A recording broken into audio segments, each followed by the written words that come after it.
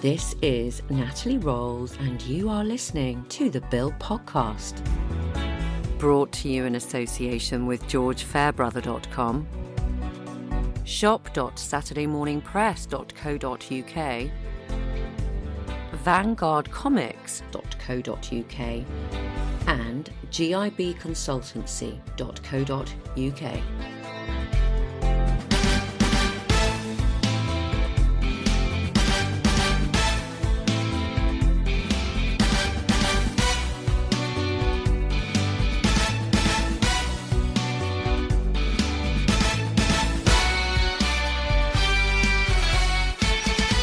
When you were established in the industry, did you ever compare notes with your dad on technique or anything because when you were starting to work in situation comedy, for example, did you ever get tips from a master? Yes, I think he did used to test me on my lines sometimes. A couple of times, seeing things, suggest things. I remember him coming to see something and saying over the top. Oh really? Oh, a bit disappointing.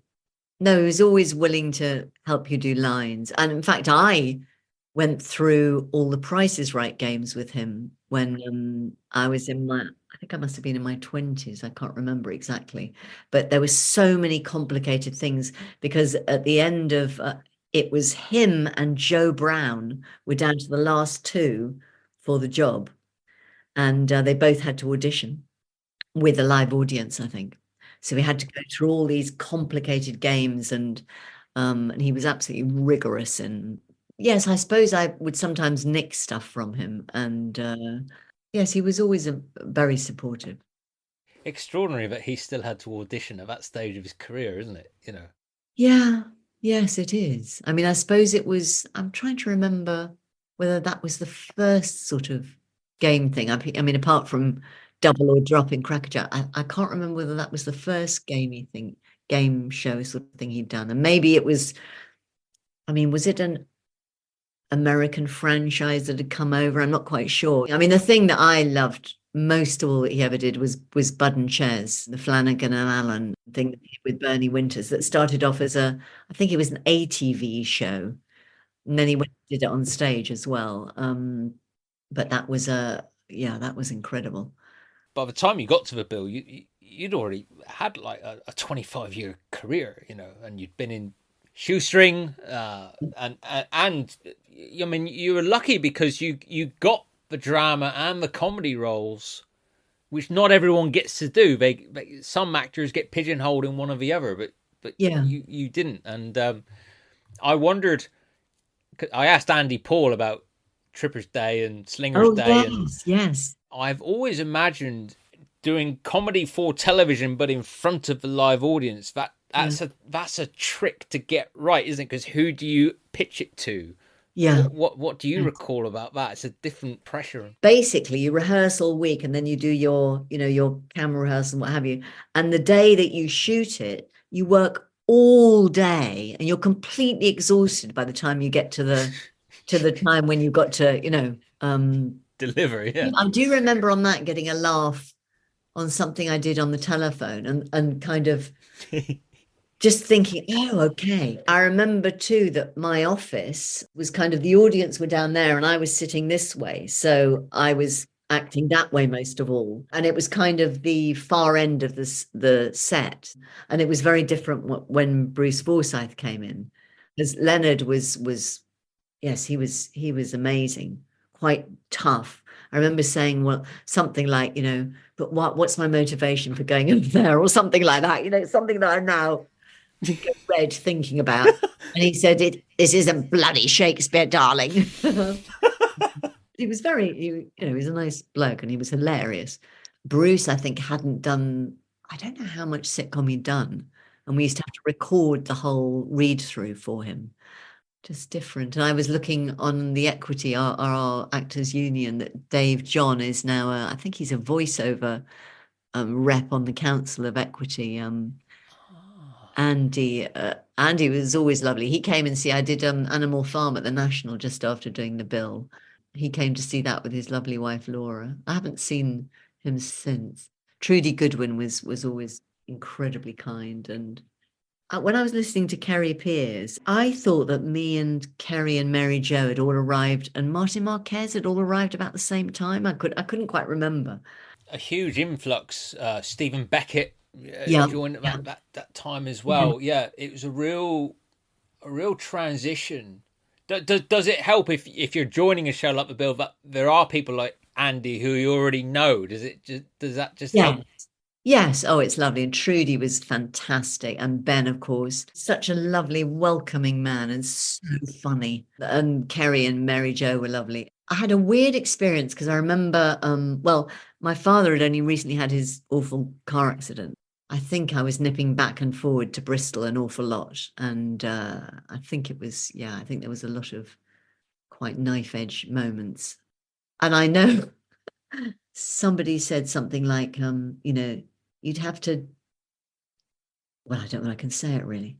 You'd have to do a poo on Michael Chapman's desk not to have your contract renewed. Right. And then I didn't have my contract renewed.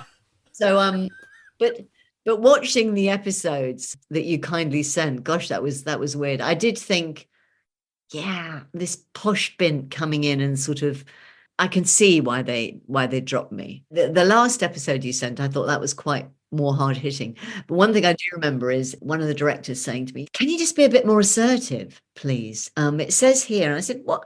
Hang on, sorry, what is that bit of paper you've got?" He said, "It's your character profile," and I had never seen Whoa. a paper which said that I was from an RAF family, very confident and very assertive, and all of this stuff. So, yeah, that was quite hard.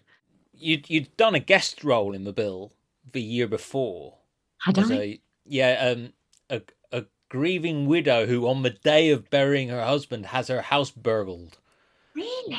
No, And whatsoever. you Blimey. you have a great line where they're obviously waiting for the Socko to come. And you say, I just want to get rid of all the towels. They're dirty because he's touched them. I want rid of the towel.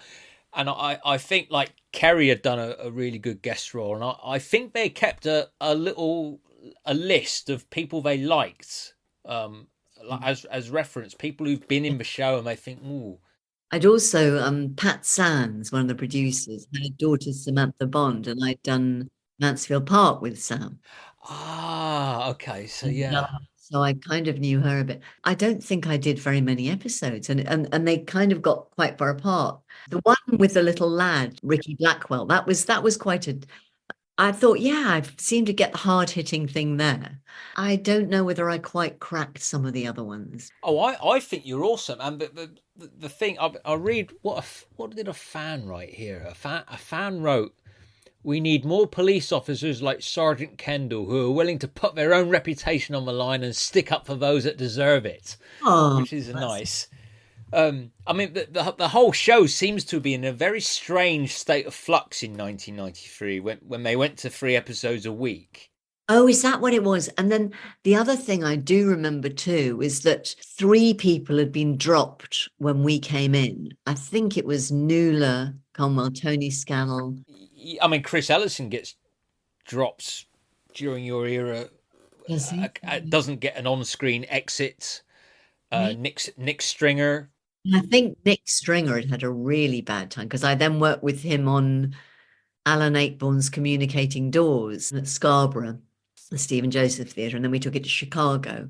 And yeah, Nick Stringer was very funny in that. And I think he'd pretty much had to it was practically like a clear out your dressing room. One of those things like, here are your belongings in a box, really horrible. But Michael Chapman, I think he was a naval man as far as I remember. He seemed to have had a problem with strong women coming into the show in senior ranks. Oh, really? He dropped Barbara Thorne, literally telling her there's no place in the bill for a high-ranking female officer, which was God, terribly insulting, and especially as her character was based on a real Met inspector who Barbara did loads of research with and shadowed with. Yeah. And Carolyn Pickles, who was the first female DCI in the bill. Yeah. Michael Chapman said, "Right, we're going to promote you to superintendent at another station." So she's not, but then that means I'm not in the show anymore, and it just does the same to Kendall. You have this powerful woman come in, that great first line where you like to stamp, I'm a sergeant, when's your probation over, love, and it's class. But they seem to drop the whole youth and community. Yeah, I think there was an idea that it wasn't exciting enough. That was the thing I heard.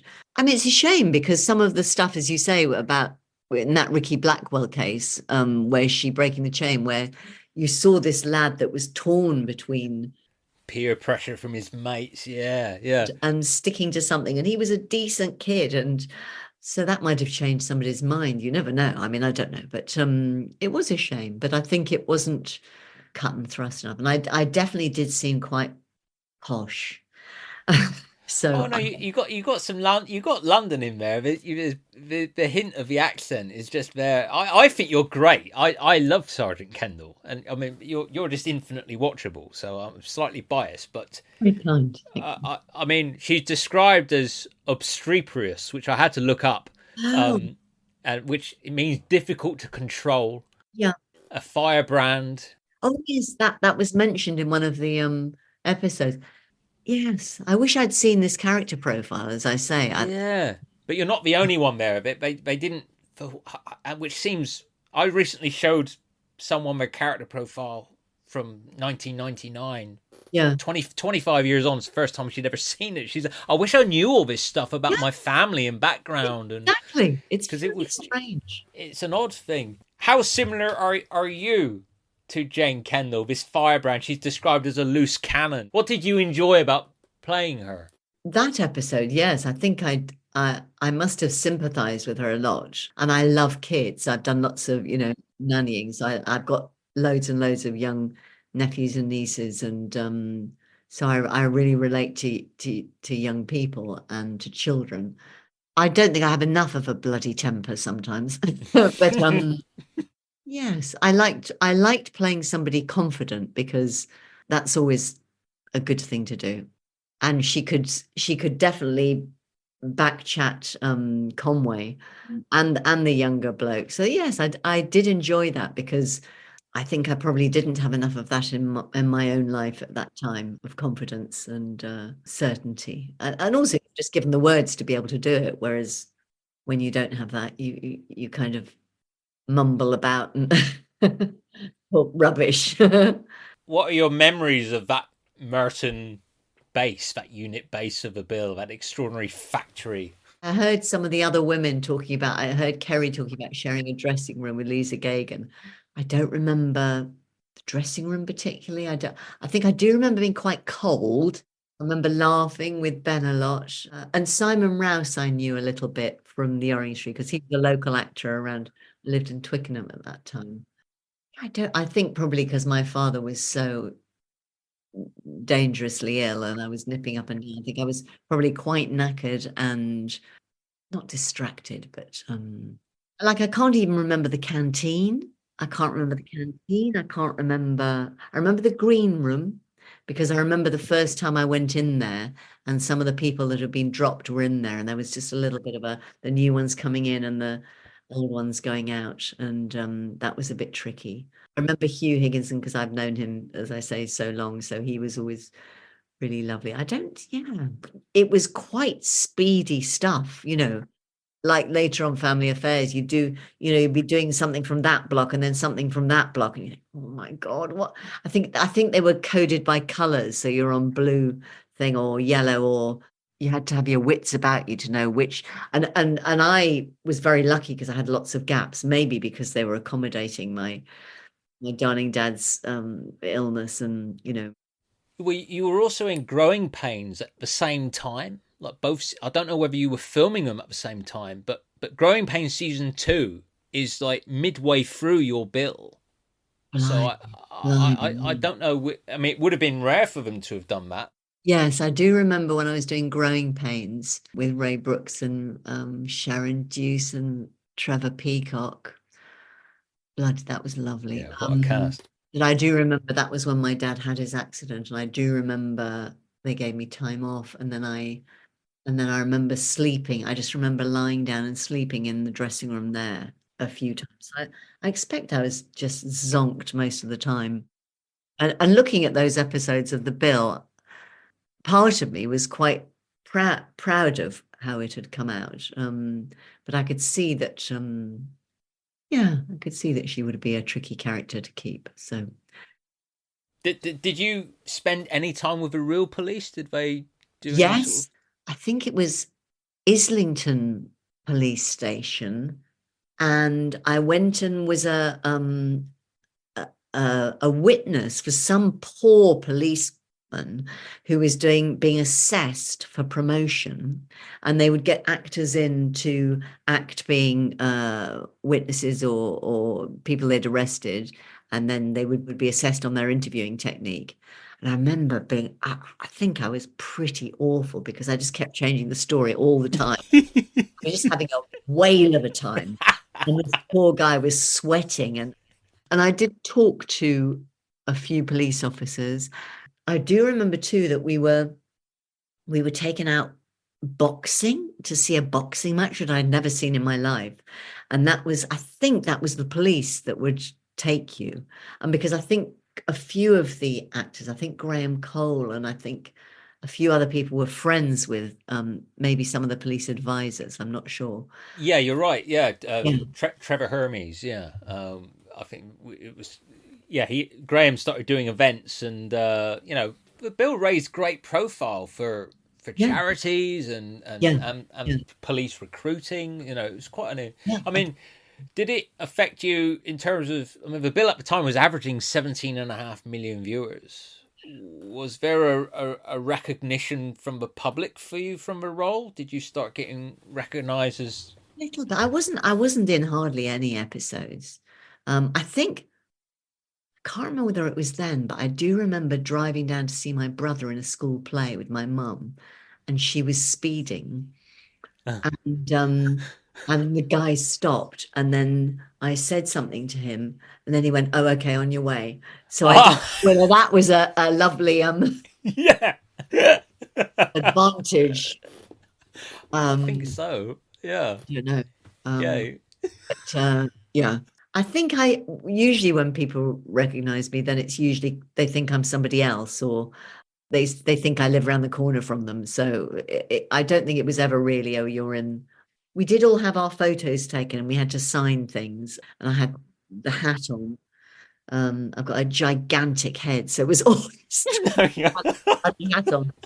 Yeah, I do remember having to reply to lots of fan letters and things like that. It was a very nice experience in a funny old time of my life.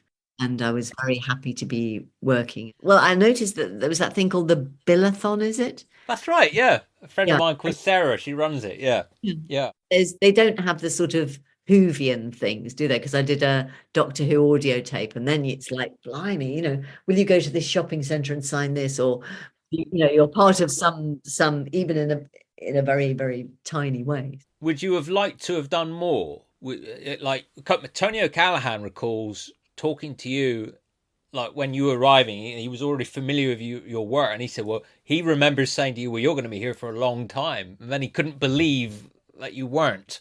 Maybe it was him who said about Michael Chapman's death. It did feel like a failure being got rid of, but I can't remember what happened after that work-wise, but I probably went back to do some theatre. I don't know. Yes, I might have, playing a strong woman, I'm almost certainly would have liked to have seen where she went and the influence she had, and yes, playing a strong policewoman, definitely.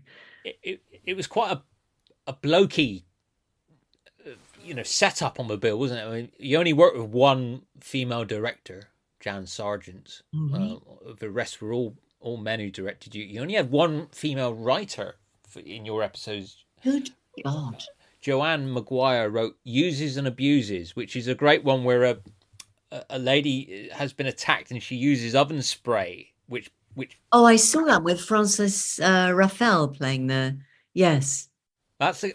And it felt like in a female writer's hand. That was such a strong story from a female perspective. Yeah. And I felt like Kendall was like the obvious choice to tell that story and to look Yeah. at both sides of it, and that's where I felt like, I mean, there weren't enough No. female writers on the bill at the time, but obviously in the cast it was quite male heavy as well. I Yeah. mean, has, in your experience, that divide changed behind the scenes? Are there more women in television and film now, and Oh, theatre? well, the French film I just did, there were just loads and loads. Sparks, lighting people, camera woman, as in Flo, yes, totally female cast, mostly female backstage, apart from Porrick, our fantastic producer. I think it's definitely changed. Penny and Ginny Skinner writing that series. I'm sure Penny, actually, I read an article with her in The Guardian. Penny Skinner said there's still not enough. She said you still get told, oh, we've already got a woman writing for that. Or, so I think she definitely wrote an article about that recently. So yes, I think we can always have more. On that actual episode that you talk about, I do the one thing when I saw the bit where I go into the group of teenage mums, and I did think, oh God, they're definitely not going to listen to this posh bin, all nicely dressed, going, oh, hello, now you've got to be really careful when you do this and you do that. I thought, they might have chosen more wisely. I did think that was, even counting Kendall's warmth and intelligence, that there was a slight air of that would have seemed patronizing to them. She probably looked like she didn't understand much about their lives. So, well, that is quite shocking. But then when you thinking about female writers, I think was it the Cottesloe or the National Theatre that didn't have a female playwright until 2010, Rebecca Lenkiewicz. I mean, It's bonkers. it is bonkers. I saw Maureen Beattie at a meeting on Monday, who was a wonderful Scottish actress and was president of Equity. And she'd gone to the launch of the RSC season, and she said, it was nearly, you kept thinking, is there going to be a male director coming up? So thrilled. So I definitely think since lockdown, post-lockdown, I do think a lot of things have changed. I worked with a wonderful company called Separate Doors, run by an amazing writer who I worked with a long time ago called Vanessa Brooks. And Separate Doors is a company that integrates actors with learning difficulties with actors without learning difficulties. And it does so by doing something called the silent approach, where you basically just plunge straight into rehearsing. So you need much less rehearsal time. And some of the actors, if they're not so hot on reading, they get a video narrative of their story, or they get fed in lines as you're rehearsing along. All the actors have to come with their lines learnt. So I do think that all sorts of things have changed in terms of, I played Richard III in 2016 around American universities. There's a lot that's changed. Do you work with a charity as well called Seen and Heard? Yes, I do. Please tell us about that. Yeah. Oh, it's a fabulous charity that helps mentor disadvantaged young kids in Somerstown, which is around King's Cross, a lot of poverty. And how they do it is that they help them write an under 10-minute play using the child's own language and without it being corrected. And they work for 10 weeks with an actor mentor that could be an actor or a director or a playwright. And they work for 2 hours or an hour and a half each week on creating characters that have names, ages, habitats, families, jobs, but aren't human. So you get a stick of celery or a traffic cone that might work in Smith's. And, one character was Beyonce's gold sequin skirt.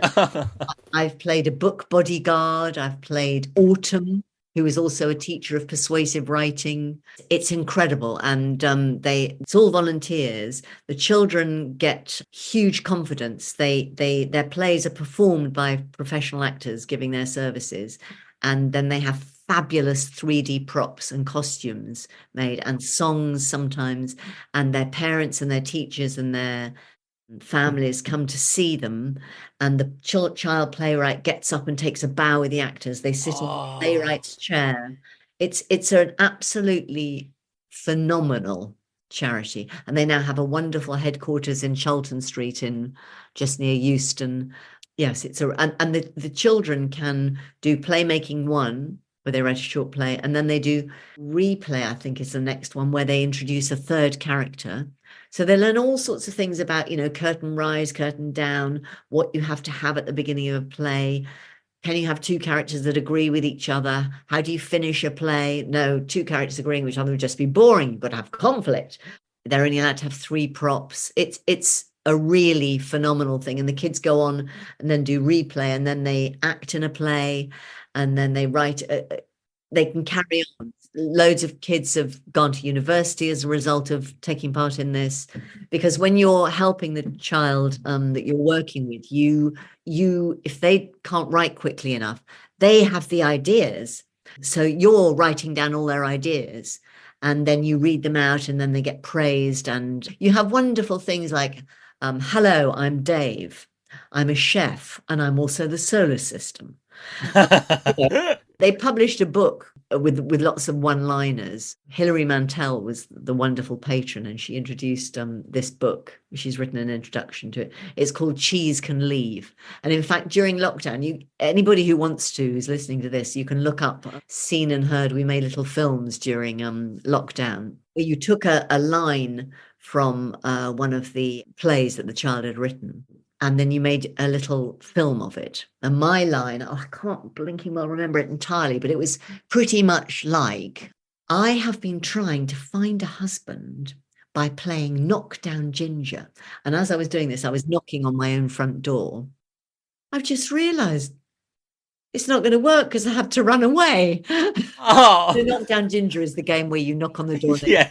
So this person was trying to find a husband, and then realised that, she couldn't stick around. It's a really incredible experience. And in between helping the children, giving them the tools to write these plays and teaching them things, you play games and teach them songs, and they do artwork. They make their own T-shirts. It's a truly fantastic thing, performed at Teatro Technis in Morningtown Crescent really often. So if anybody wants to look up the Seen and Heard website, Seen and Heard, SCENE, it's remarkable. I mean, you must be learning all the time as well, or working with them and trying new things. And that's Definitely. Just the technological blinking side of typing up a script. When I first did it, I've only dramaturged twice. I usually help out in the classes, but dramaturging, you have to write the play, and then it has to be read out that same day, and you have to get it in a certain format and all of that. And I'm an old woman now, so you're just quite a bit less adept at some of that technology. So yes, I remember the first time my script wasn't quite ready, and it had to be read last because I was still typing away. And then the last time I did it, the child was quite far ahead. Luckily, I typed some of it out, and she could still change it. Yes, it's an amazing experience. Ros Paul, who runs the whole thing, is a fantastic woman. It's inspiring. If there was one thing about your industry you would love to see change, what would it be? Oh, golly gosh. Ticket prices for theatre would be one thing, maybe. Great shout. My lovely man took me to see Ulster American with Woody Harrelson, Andy Serkis, and Louise Harleston, I think she's called, from Derry Girls. Fabulous actress. And I think the tickets were £150 each. Shocking. Yeah. So when I used to be able to go to the Old Vic and the Gods for something like sixpence, maybe a pound. I think it was a pound. It must have been a pound. And even some fringe theatres now are, And how about a dream project? Is there a role you'd love to play, or a production you'd like to be in? Or oh golly, I've never done any Arthur Miller, and I've never done any Ibsen. So that might be good things to do. I've only done one Chekhov. Last time I was asked that, I said I'd love to perform a tiny part on the stage of the Comédie Française, but I don't know whether I'd have the guts to do that. I'm wondering if any more French film work could possibly come my way. I don't know, depending on how the film turns out. And they make 150 films a year. So yeah, Yeah. Just before lockdown, something I haven't pursued since, I did some CGI work. So you get the sensors all over you. Oh yeah, yeah. And against the blue screen stuff. So I did it for a medical cartoon video to train psychologists, I think it was. And you had to do positive and negative movement with all these things on that were then translated onto being a cartoon. And that was incredible. But I was lucky because it was sitting down and it was being positive, with all sorts of different things, or negative. You could just as well be bouncing up and down on your hunkers, being a sort of poverty kind of person, which I don't think I'd manage for 8 hours a day now. That was a very exciting thing to do. I used to say, if it terrifies me, I have to do it. What a great mantra. I'm not quite sure whether I still adhere to that. There's rumours all the time about the bill coming back. Could it and should it? And I think Chief Superintendent Jane Kendall has a very nice ring to it. What do you think? Would you return if Sunhill beckoned? Oh, I don't know. I don't know whether I'd be ready to do another soapy job now, just because of it is blinking hard work. I actually had an easy time on the bill, but I know when Kerry was talking on her podcast about being totally exhausted, Mary Jo Randall, I know they just had a lot of just learning it now. I don't know whether they would. I think you'd have a lot more trouble with transparency and all of that sort of stuff. I think it could be quite tricky unless you did a sort of fantasy version of it or something. Yeah. That's the thing. You can always try and do like the young Burnside or something like that, but then yes, that's something they've done with a lot of things, isn't it? Everything is being reinvented all the time, like the novel. You just see a film and you think, or a TV series, and you think, bloody hell, somebody's thought of some other way of doing something, or or a film, some other angle, or it is possible, of course. It's hard, I think, for a modern audience, people listening to this now, to comprehend when Channel 5 launched, how big a deal a fifth TV channel. Now we have hundreds. This fifth channel, and you're the lead in this flagship show for this brand new channel. I don't think people realise how big a deal Family Affairs was. It was in lots of ways, because it was the first 5-day-a-week job with 16 actors. Yeah. My first week I shot 52 scenes. You couldn't really do anything else. I couldn't do anything else. I remember bulk buying, washing powder, toothpaste, stuff like that, because I just knew it would be hard, and it really was. I think we worked Saturdays for quite a long time, long hours. I mean, that was exciting as well. Yeah, in a studio that had never been a studio before. It had one loo. No. Yes, and then one loo in the reception at the front of the building. We were all in porta cabins. The catering was, I just remember quite often going to lunch and it wasn't ready. All sorts of, but amazing. Oh, Ian Cullen was a dear friend. And he was a lovely man too.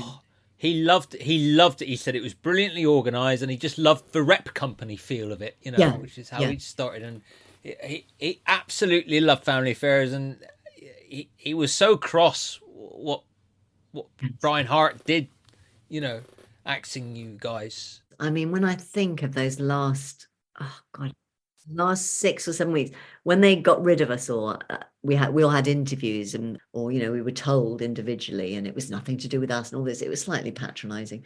I do remember saying, I am completely exhausted. Would it be possible to just have, and then I fell down the stairs and gave birth, my own stunt. My father murdered my mother. I started having an affair with a neighbour. Then my daughter started having an affair with a neighbour, the storyline of which was then taken to EastEnders by Mal Young. The paternity of my 4th child was questioned. And then we all got blown up on a boat. And it was like, yeah. But anything else happened. It was like, bloody Nora. I still haven't seen half of that those episodes. Yeah, obviously they did it for ratings, but that just it was such a solid show, and it was building its own very, very respectable audience. You know, I mean, yes, I think half the problem with when we began was that just most of the country was connected. Yeah, so, yeah. And then it became a bit of a joke. Yeah, it was a funny old thing, but lots of good things came out of it. Yeah, yeah. Well, I'm so grateful for your time. I could talk to you for days. To finish, what does it mean to you that people are still watching The Bill all these years later, and people are still watching and commenting on Sergeant Jane Kendall? Could you have got your head around that 30 years ago when you were shooting it? Oh, thinking about the internet and the no, it's wonderful, and it's social history as well, isn't it? You know, you just talk about feminism and that yes, love. You know, that first comment that's leveled, and how much that has changed, and how much a lot of those things have changed, prejudices or what have you. Yes, it's and it's still exciting to watch. I loved watching the things you sent me. I thought I might watch some more. Yeah, it's I'm proud to have been part of it. Oh, I'm delighted to hear that. I really am. I'm so glad that you've done this, and the fans will be delighted that you've done this. There'll be a lot of excited people out there. So thank you very much. You're a lovely, easy bloke to talk to, and your enthusiasm is delightful. And you're a bloody good interviewer. Thank you very much. Okay. Thank you. Thank you so much. Okay, that's that. Bye. This is Natalie Rolls, and you have been listening to the Bill Podcast. Brought to you in association with GeorgeFairbrother.com, shop.saturdaymorningpress.co.uk, vanguardcomics.co.uk, and gibconsultancy.co.uk. The Bill Podcast is produced by Oliver Crocker, co-produced by Ben Adams, Glenn Allen, Glenn Cooney, Georgina Dark, Sarah Kuiper, Bryony Kelly, Maz Mirabilis, Alex Mockler, and Simon Wolfe. Our executive producers are Isabel Allen, Ben Ashmore, Mark Bennett, Rob Cook, Alana Dewar, Andrew Dyack, Dan Evans, George Fairbrother, Stuart Gibbon, Luke Hegarty, Robert Hoger, Edward Kellett, James Ledane, Thomas Johnston, Gary Moncur, Danny Morris, Steph Morris, Claire Norbury, Laura Pinney-Fay, Alistair Wrigley, Michael Seeley, Nicholas Shaw, Natalie Smart, Angel Stannard, Paul Statter, Patrick Stratford, Michael Weil, and Sarah Went. Huge thanks to all you lovely producers who make the Bill Podcast possible. Bye for now.